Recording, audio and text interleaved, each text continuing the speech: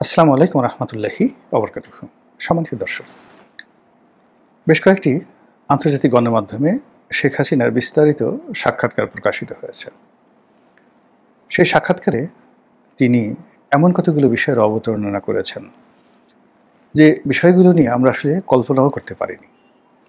মানে তার পুরো সাক্ষাৎকারের বাচনভঙ্গি, ধরন, প্রকৃতি এবং যে সকল আন্তর্জাতিক গণমাধ্যমে তার সাক্ষাৎকার প্রকাশিত হয়েছে এবং যেভাবে যে প্রক্রিয়াতে তা রীতিমতো আমাদেরকে একেবারে যাকে বলা হয় বেকুফ বানিয়ে ফেলেছে।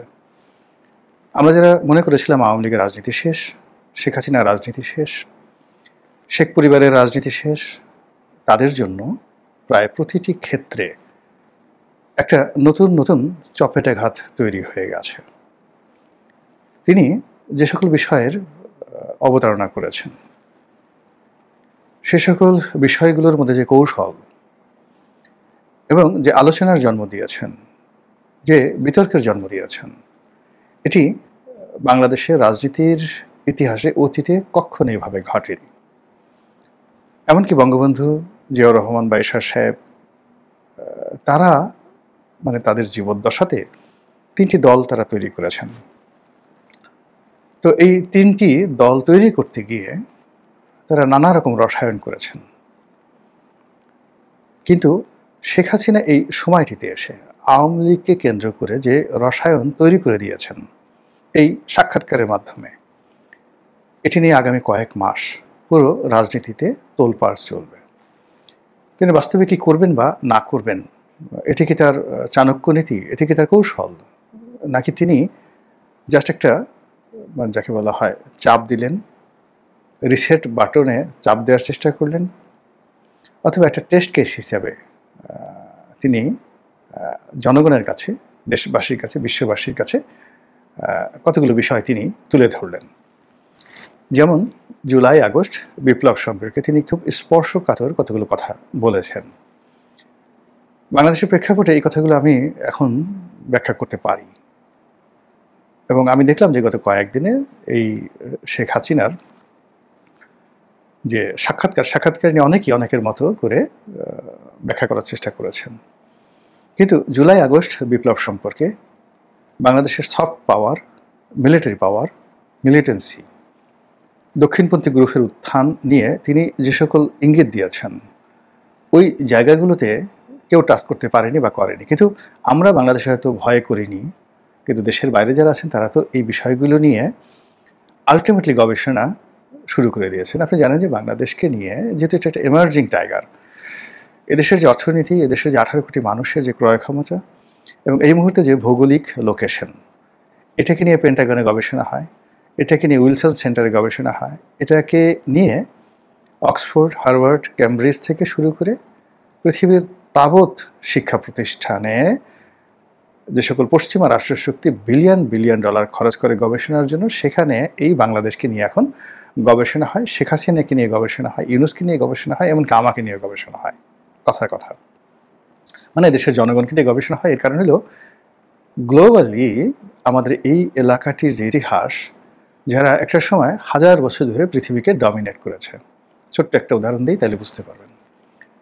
600 খ্রিস্টাব্দে বাংলার শাসক মহাসামন্ত ছিলেন শশাঙ্ক। তিনি স্বাধীনভাবে মহারাজা হয়ে গেলেন 606 খ্রিস্টাব্দে। আল্লাহ রাসূল মোহাম্মদ রাসূলুল্লাহ সাল্লাল্লাহু আলাইহি ওয়াসাল্লাম নবুয়ত প্রাপ্ত হলেন 610 খ্রিস্টাব্দে। মানে ওনার বয়স যখন 40 বছর, নবুয়ত প্রাপ্ত হলেন তখন আয়ামে জাহিলিয়াত। এবং পুরো এখন যে গ্রেটার সৌদি আরাবিয়া, তারপর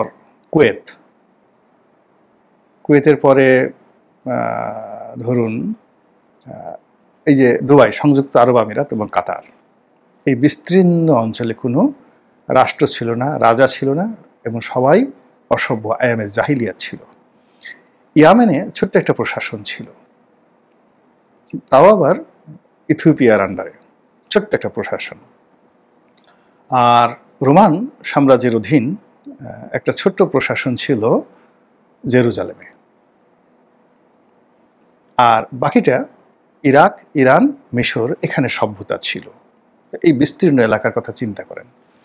আর তখন এই শশাঙ্কের যে রাজত্ব, আজকের বাংলাদেশ, পশ্চিমবঙ্গ, বিহার, উড়িষ্যা, এবং তিনি আর একটু এগিয়ে গিয়ে ঠিক এখনকার যে দিল্লির কাছাকাছি, যেটা নাম ছিল তখন থানেশ্বর, কিংবা ইউপি মধ্যপ্রদেশ, এখনকার যেটা উত্তরপ্রদেশ, ইউপি এলাহাবাদ, এটা একটা বিরাট অংশ তিনি দখল করে নিয়েছিলেন।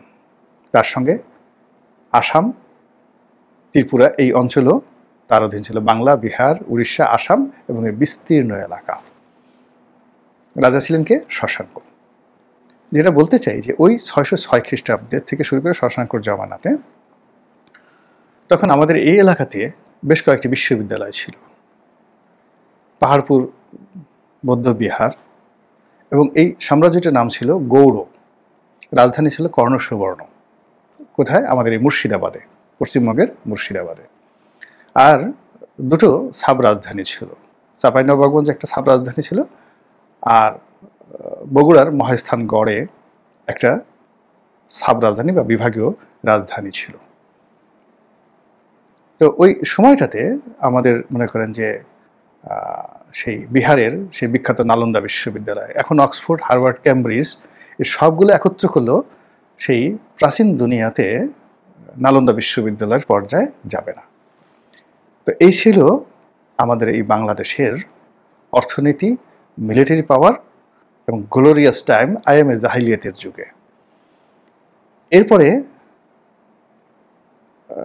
দীর্ঘদিন সেই আমাদের এই বাংলাদেশে পালেরা রাজত্ব করেছে 400 বছর, সেনেরা রাজত্ব করেছে, এরপর মুসলমানরা আসছে। তো কাজেই এই যে এখন বাংলাদেশের যে স্বাধীনতা পরবর্তী সময় বা পাকিস্তান জমানাতে আমাদের যে দুর্ভোগ দুর্দশা, এটা ইতিহাস নয়। কিংবা পলাশীর প্রান্তের নবাব সিরাজউদ্দৌলার সঙ্গে বেইমানি করা হয়েছে, এটা ইতিহাস নয়।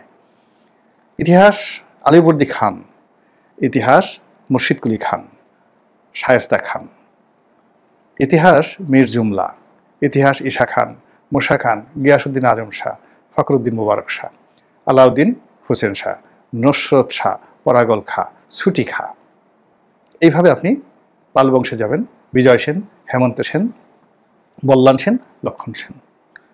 আর সেন বংশে আর পাল বংশের দিকে যান, অসংখ্য পাল, গোপাল থেকে শুরু করে অন্তত 20 জন পাল বিশ্ববিখ্যাত, যাদের মানে ওয়েস্টার্ন মানে মিডিয়াতে বা ওয়েস্টার্ন হিস্ট্রিতে যারা জুলিয়াস সিজারের সমপর্যায়ে। তো সেই বাংলা, বিহার, উড়িষ্যার বাদে এই যে বদ্বীপ, গৌড়ের যে বদ্বীপ, অর্থাৎ ভাগীরথী নদী এবং পদ্মা নদী, এই নদীর যে মোহনা, এই যে প্লেট বদ্বীপ, এরকম দ্বিতীয় বদ্বীপ পৃথিবীতে আর নেই। অনলি একটা বদ্বীপ। 2 নম্বর হলো যে এই যে পদ্মা এবং ভাগীরথীর মধ্যে যে একটা বদ্বীপ তৈরি হয়েছে, এই বদ্বীপের যে ইতিহাস, ঐতিহ্য এবং এটার যে মাটির উপরের সম্পদ, মাটির নিচের সম্পদ এবং আকাশের সম্পদ, মানে যেভাবে বৃষ্টি এখানে হয়, এখানে যে সুপেয় পানি রয়েছে, পৃথিবীর কোনো প্রান্তে কখনো কোটি বছরের ইতিহাসে এরকম ছিল না। তো কাজেই এই অঞ্চল নিয়ে গবেষণা হয়।